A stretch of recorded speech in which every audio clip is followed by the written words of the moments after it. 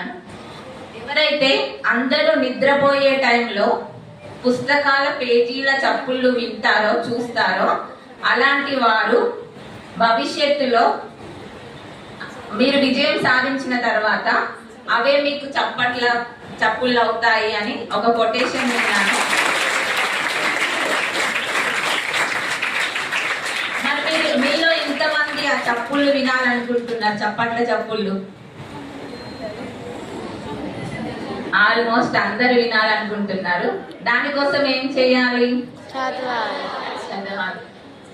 Early morning list చదివితే ఇంకా మీకు చాలా మంచిగా మైండ్ లో అనేది ఒక మంచి రిఫ్రెష్ గా ఉంటారు కాబట్టి ఆ టైంలో చదివితే మీకు మంచిగా అర్థమవుతుంది. ఈ టైంలో మీ ఫోకస్ మొత్తం చదువు మీద మాత్రమే ఉండాలి.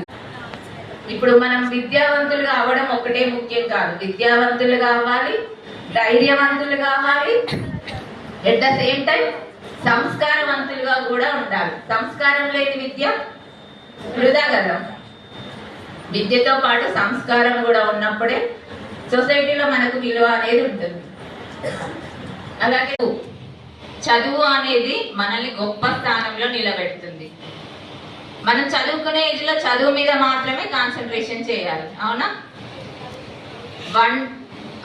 5 to 20 years చదువు మీద కాన్సన్ట్రేషన్ చేస్తే తర్వాత మిగతా లైఫ్ అంతా మనం జాలీగా గడపాల్సిన టైం ఉంటుంది.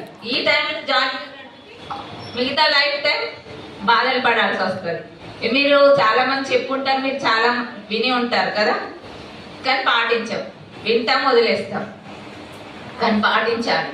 20 సంవత్సరాలు 25 సంవత్సరాలు అనేది మనం కష్టపడి చదివితే ఫ్యూచర్లో తలెత్తుకునే స్టేజ్లో మనం ఉంటాం. మనల్ని అందరు తలెత్తి చూసే స్టేజ్లో మనం. పట్టుదల గురించి మీకు ఒక స్టోరీ, అదే సరితమయం గారు రీసెంట్ గా చెప్పారు, విద్యార్థులకు ఉండాల్సిన ముఖ్య లక్షణాలు ఏంటి అనేది.